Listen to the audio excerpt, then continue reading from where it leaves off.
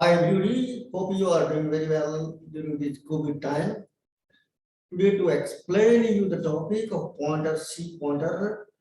Now let me give you some quick session for pointers and I will explain you how easy this pointer is and how interesting it too.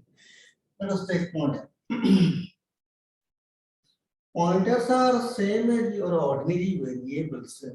When you are creating variables, you are declaring like using a data type int a, b, something. So here you are considering that instruction to computer. It decides how much memory to be reserved against logical name A and B to store user data in RAM. Okay. And similarly, if you are writing float xy, then it considers that these two xy are floating type.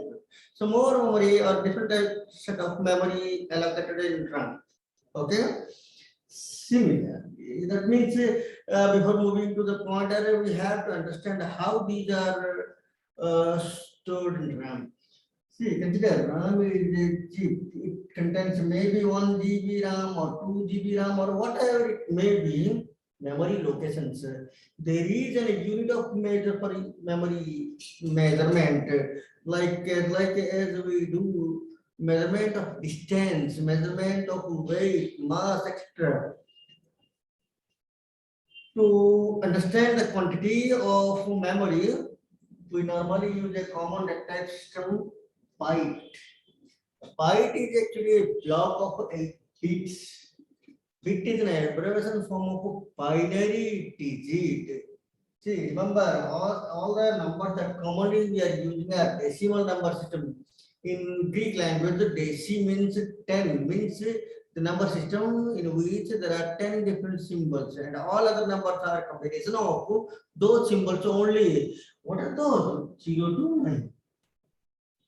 Do you have anything extra for 65? No, you are picking two different symbols, 6 and 5, to assemble together to mean it as 65. Similarly, there are several number systems as well, binary number system, hexadecimal number system, octal number system, etc. By stands for two. That means the number system, binary number system is a number system in which there are two different symbols. So I think you must be guessing that what are those two, 0 and 1. Why we are often using for any computer calculations or for any other computer processing, we are using binary number system because computer hardware is actually a switching device. It stores or works on the status of electric pulses, so on or off. There are by state, two different states, on and off. So that means when you are storing some number or even a song or even a movie or even a string, anything, those are converted into number and the number is finally converted into binary and bits. Those bits are being stored. But while reserving memory, we cannot work like a bit. We have to reserve a block. These blocks are otherwise known as byte. One byte is equal to a cluster, a block of 8 bits. Okay. Now, I can give you a clear idea about RAM. RAM are collection of bytes. You can consider these are like hotel rooms. Each number, each room is identified through a unique number known as the ID number, room ID. Okay. Similarly, each byte location is identified through a number that are we call as address, memory address. Okay. So when we are saying int AB, although it depends upon system, if you are using 32-bit or below, then and you are working with C, int AB means 2 byte each for A and for B, 2 byte each will be allocated. That means 4 byte. But where we don't know. We are not sure about it too. It's like age when you have booked in a hotel last Sunday, there is no guarantee that you may get the same room this Sunday.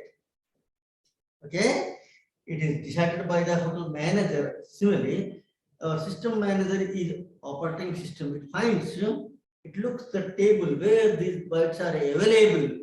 It allocates it.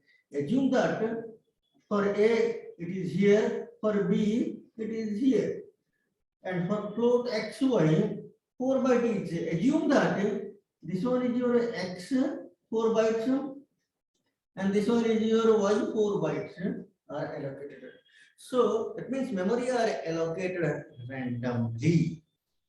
Okay, randomly means not like exactly we can say random. Memory allocation is managed by operating system, and it finds, it allocates a memory where memory is available. Okay, there are special mechanisms, and we don't need to go into that while we are handling the C pointers. Okay, so now let me give a representation of these variables in terms of how memory are allocated. See that I termed as memory mapping diagram. That here there are 4 variables I have created: 1, 2, 3, and 4. There are 4 variables, and name them A, B, C, D. At top, I'm writing the name, logical name of identifier. What is that logical name? Means the name that we are using to reach that particular address, memory location through our code. We cannot remember those numeric values. That's why we are providing A, B, X, Y, Y, Z, etc. Okay? And now below, I'm writing something like this: 2102, 7102, 4001 and 3501 and 4. Look, here I am writing the range or set of blocks, memory blocks allocated or reserved for against these variables. So 2001, 7001, 4001, 3051. So these are not a fixed, just for our perception, for our understanding. I'm writing some fixed values. Okay, assuming that these are the locations reserved for A, B, C, and C. Okay. Now inside these boxes, I am writing the value. As for now, in these 2 instructions, these values are not stored and no value stored. So then what happens? C compiler automatically considers and stores their unknown value known as garbage value. So for that, to indicate that, I am using a lowercase g to represent garbage. So nothing is there. It means, okay. If I'm writing A is equal to 50, then 50. Remember, the small manipulations, diagrammatic representation, and their manipulations are very important to understand those variables and point it. What? When I'm cutting this G, means this value is gone.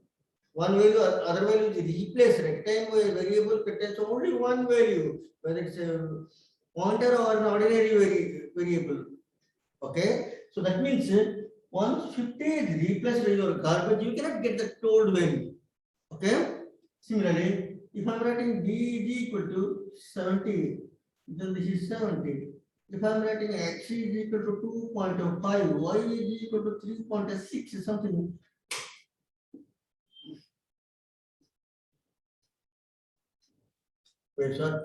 So this is the way we can understand our ordinary variables. Now, let me take another 2 pointers to integer star p, float star q.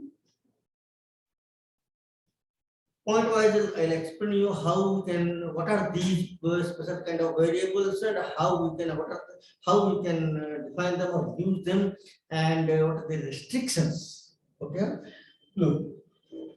In the previous sessions, I have explained you while declaring a variable or an identifier, whether a name of a variable, name of a structure, name of a function, name of an array, whatever it may be, these are known as identifiers that we are logical names that we are using in the program to reach out to particular location. Okay, these identifiers permits you to use lower and uppercase alphabets, underscore character, and numerals. First character cannot be a numeral. Okay, no other special character, not even a space, can be used inside define identifier. How? Here I am am just introducing a star in front of an identifier. This is a special case. If any identifier starts begins with a star mark, then your C compiler considers it as a pointer, special type of variable. To represent a pointer, I am using the same film now, but in a different loop. So I'm using P for P and Q. Look, even though they are declared as star P and star Q, I'm writing here as the name as P and Q. If you are writing star P star Q, then you are doing mistake. Okay, so be careful. This star is just a kind of a type. Here for type of A is integer and type of P is integer star. This you must keep in your mind. Okay, but the name of the variable is P and Q. That's all, right? And next question you must ask: how much memory to be reserved for P and Q? Whether you must be thinking that for integer 2 and for floating type 4, etc. No. Regardless to the type of the pointer, system allocates equal amount of memory to each pointer. These two are here. So I can write, I should not write 2001 and 2 because it's already occupied by some variable. So the same moment, we should take some other thing for to make it be more meaningful. 5001 and 2, 6001 and 2. And then what is the value inside the P and Q? Again, base. Okay? Over. Now, what's the purpose of these pointers? These pointers also contains a value that are addresses of another variable of a major type. That means if I am writing E is equal to ampersand X, look, another symbol I am using here in the operator session, I have already explained this unary and ampersand operator. This indicates the base address of this variable. So here if I am writing ampersand A means address of A which is base, that means 2001, which is correct. I'm assigning to P is equal to ampersand A, that means 2001. So it says that this pointer is now pointing to this variable. So to indicate the pointing, I'm using arrow marker where tail is inside this bubble and arrow point is just pointing to the box. You do please take care of drawing these diagrams for better understanding. Okay. And if I'm writing E is equal to ampersand X, which is illegal, because according to the definition, what I said to you, a pointer holds an address, it's fine.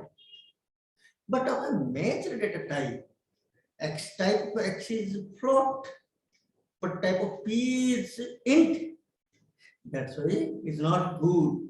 You should not assign. If you are assigning, then you may get warning messages, or even sometimes it leads to a ambiguous result, right? Similarly, Q is equal to ampersand X is correct. So that means here by mistake it is written as CD. X address means 4001 is stored here, and this is pointing to this. Similarly, you can also take more than one pointer. So I'm writing here P is equal to ampersand B right now. Then what happens? This 2000 will be replaced by 7001. So that means this arrow is, you have to remove that. Gone away. Now it is pointing to this. Okay, not this. Okay. So mechanism is same. Whether it's a variable, simple variable, or a pointer, mechanism is same.